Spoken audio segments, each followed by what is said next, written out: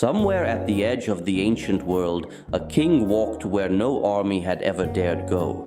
He reached the place where the sun seems to sink into the sea and the place where it rises over a shelterless land. This is the story of Zul-Qarnayn, the two-horned one, as told in the Quran's chapter of the cave. Not a prophet by consensus, but a king so just that God gave him a path across the entire earth.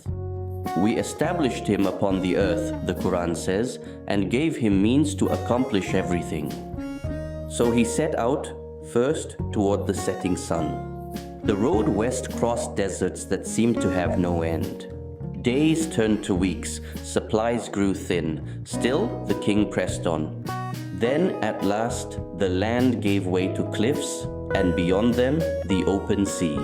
There, he watched the sun sink toward the water, larger, closer, more overwhelming than he had ever seen it. The Quran describes it precisely. He found the sun setting in a spring of dark, murky water. Scholars still debate what he truly witnessed: a literal spring, a bay shrouded in dark mist, or a vision granted only to him. Near that dark shore, he found a people living at the edge of the known world. They watched his army approach with a mix of fear and desperate hope. God gave him a choice: punish these people for their wrongdoing or treat them with kindness. He chose justice, not cruelty. The wrongdoers would answer for their deeds, but the righteous would be honored. No looting, no slavery, no massacre, just judgment tempered with mercy. Before he left, the villagers offered him gifts. He accepted little and gave more than he took.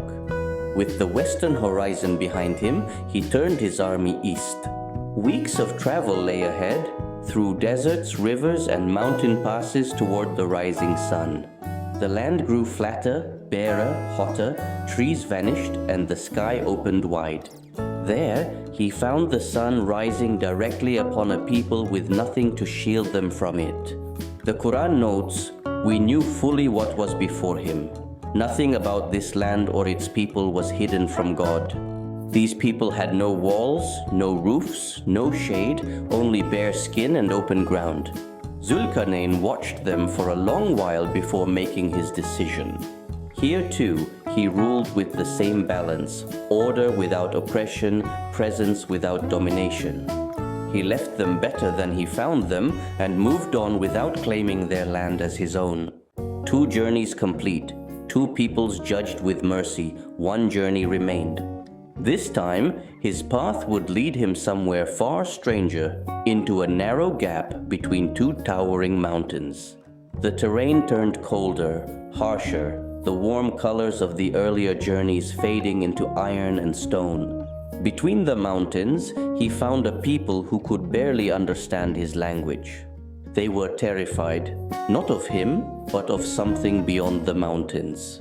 Through gestures and broken words, they explained, Gog and Magog spread corruption across this land.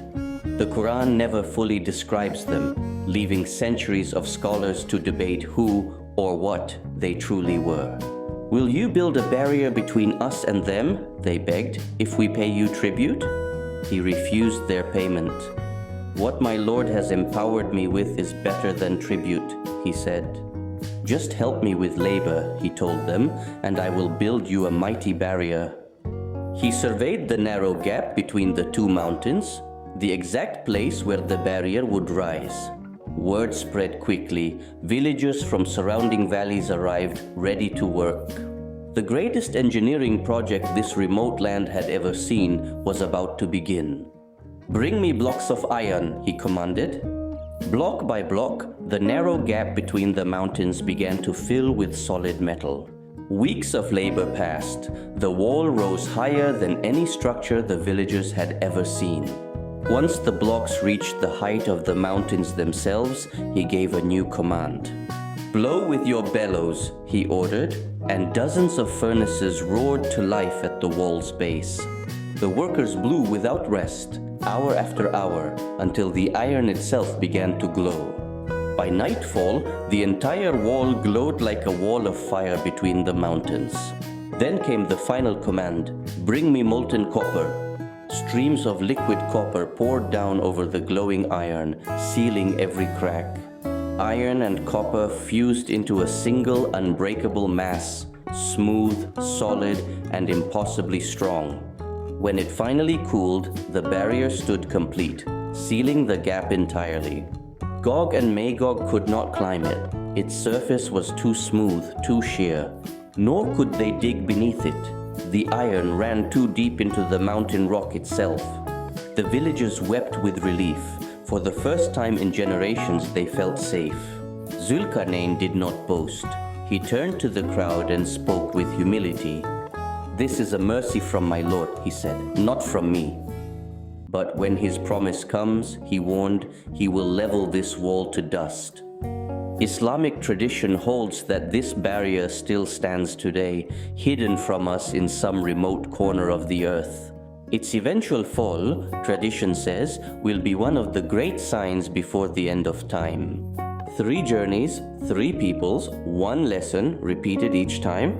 Real power was never what he conquered. It was how gently he carried it. If this story touched you, if you loved it, know that a new true sacred story is coming every week on this channel. Subscribe and turn on the notification bell so you never miss one.